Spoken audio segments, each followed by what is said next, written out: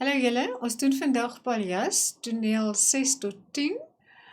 Maak net seker dat jy die drama eers gelees het voordat jy hierna kyk, anders sal jy nie verstaan wat aangaan nie. Dit is baie belangrik dat jy van toneel 1 tot 5 en 6 tot 10 gelees het voor jy na hierdie les kyk. Goed, toneel 6 se opsomming is waar Willem geterg word. Willem natuurlik is die seentjie wat nie kan praat nie. Hy is 9 jaar oud en hulle terg hom, ons sê dis pauze by die skool, it's break school and they mock him, nee, die kinders terg Willem omdat hy nie kan praat nie. And he just ignore them. Hy sê niks nie. Die twee vragies wat ek gekies het om uit hierdie toneel is watter twee speletjies word tydens pauze by die skool gespeel. Now that's games that they play during break and of course I definitely don't think you know. It's bok bok en tolgooi. It's the old-fashioned games that they've played long ago before cell phones of course. Op watter manier terg die skoolkinders vir Willem aan? Hulle loop agter hulle Willem aan en hulle byt hulle tonge vas en maak koggelende geluide. You see, sometimes when people can't talk, the other people think they can't hear, they don't have feelings, and this is exactly what happened here. Nee, hulle byt hulle tonge vas, pretend that they bite their tongues, and hulle maak funny sounds behind his back. Very rude. Okay, as ons kyk na toneel 7, dan en na die opsomming daar, dan sien ons die kamera wys hier die klein kantoortjie. Now, this office is Hendrik's office. Remember, he's the station master. En Hendrik is besig om tee uit 'n piering te drink. Now, the older people, they drink their tea from the saucer.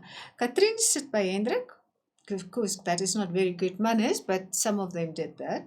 Katrien sit by Hendrik, maar sy lyk moedeloos en gefrustreerd. She's with him in the office, but she looked very frustrated. And remember, they have problems. They don't talk a lot to each other. And day after day is just the same. No one is talking at home, and there's no laughter, there's no fun, there's no good relationship between the two of them. Dis duidelik dat hulle nie 'n goeie verhouding het nie, en 'n verhouding of course is 'n relationship. En sy sê dat dit 'n McDonald kwaal is om nie te praat nie. Of course it bothered both of them that their son Willem is not talking, and now she said this is a McDonald. She blamed his family that he can't talk, that their son can't talk. Sy verwys of course is refer na Willem en na Hendrik. She expects also her husband, Hendrik, to talk to her. Waarom voel Katrien moedeloos en gefrustreerd? Want ons sê sy en Hendrik het nie veel meer vir mekaar te sê nie. They don't have anything to say to each other anymore. Now, if you reach that point, of course it can be very dangerous in a marriage, in any relationship. Wat dink jy kon Katrien en Hendrik gedoen het om hierdie negatiewe gevoelens te vermy? How can they avoid these negative feelings? Hulle kon oor hulle gevoelens en emosies gepraat het. This is also part of the message, and they can ask that in the exam.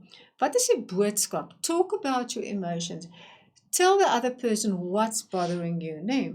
Kom ons kyk na toneel 8, scene 8. Hendrik en Nolly op die stoep. Now, Nolly is the guy from town, and he's in love with Emma, their daughter. And now they sit outside on the stoep. Nolly play die sanger Tina Rossi se Somewhere in France with You. It's love songs. Hy speel ook Joseph Smith se plaat, maar Hendrik hou van Tina Rossi se song, Somewhere in France with You. This Hendrik is actually a funny guy, because hy wonder nou of Londen en die res van Europa mooier is as die klein Karoo. He thinks maybe Europe is better, and maybe people there are happier, they're clever, they're more beautiful, they're richer. Because he felt maybe a bit inferior because he's a station master in a very quiet, small, tranquil Karoo town. Nolly maak verskoning omdat hy Emma per ongeluk raak gery het. We've seen that in the previous scene. Met sy fiets, maar Hendrik weet niks daarvan. He's not aware of it. Hy is kwaad vir Emma, omdat sy vir Nolly weggejaag het, because there's actually a very good relationship between Hendrik and Nolly. Nolly that's in love with his daughter. Volgens Hendrik gaan sy 'n ou jong nooi word. Now, ou jong nooi is a word that I don't think you know the meaning of it. In English, it's a spinster. In the older days, it was, they call people, say, from 25 or 30 years onwards as a spinster, never ladies, spinster, and then of course the men was bachelors. But there's also, ons sê is 'n stigma in 'n ou jong nooi gewees in the older days. People will ask, why don't you get married? And of course today that's not the case. But the word that they've used for someone, say in their late 20s and still not married, we call that lady 'n ou jong nooi. Soos haar ma se sister, so the aunt is also young nooi, as sy aanhou weghardloop vir man. He said his daughter mustn't run away from boys. Hendrik sing saam met Joseph Schmidt, en dit laat hom terugdink toe hy vir Katrien Saterdag aand versoeke laat speel het. In the older days when they were still in love, they played music to each other. The one asked the other one, what would you like to hear? And they played that music. Katrien het dit ook soms hom op die klavier gespeel, but she never played piano. Klavier is a piano, of course. En die kykers sien heimwee. He's thinking back of the good old days when he was still in love with his wife, Katrien. And of course that was a mutual feeling long ago. Now the two questions that I've chosen is, hoe weet die leser dat Hendrik na beter tye? He's longing and he's missing better times. Ons sê sy en Hendrik het nie meer veel, at this stage, they don't have anything to say to each other, but also ons sien die heimwee. Nee, if you look in his eyes, you can see he really missed those old days when they were in love. Wat lei ons af oor die verhouding tussen Nolly en Hendrik? Nou, ons sê Nolly respekteer Hendrik. You respect him, en hulle deel ook hulle liefde vir musiek. It should be a you. They share their love of music, en dit is 'n gemaklike, very comfortable relationship between the two of them. There you can see Nolly and Hendrik, and they discuss the music there on the op die plate wat hulle gehad, die langspeelplate. Goed, die opsomming van die volgende toneel. Emma en Katrien is in Katrien se slaapkamer, in the bedroom. Emma is the daughter and Katrien of course the mother. Emma kan sien dat haar ma ongelukkig is, and she asks her, she confronteer, she vra vir, what's wrong, why are you unhappy? Emma wil weet of haar ma weer sal trou as sy kon oorkies. If you can choose again, will you remarry? Katrien antwoordt, she never thought about it. Now remember, in one of the previous scenes, Franz, the farmer, visit, and Emma didn't approve that at all.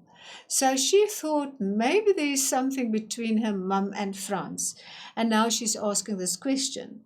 And Katrien, the mother, said she never thought about it.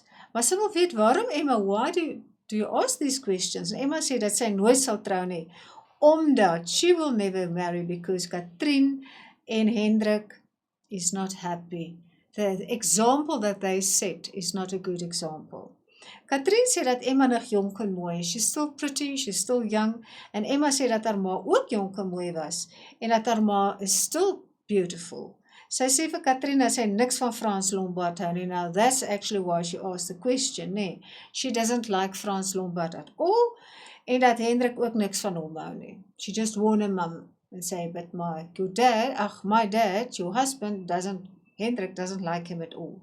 Katrien probeer Emma oortuig dat Frans goed is. So Katrien said she could try to convince Emma that he's a good person, he's a kind person, and she will never treat him rude or be rude towards him. Okay, the questions that I've chosen is, what is Emma's siening?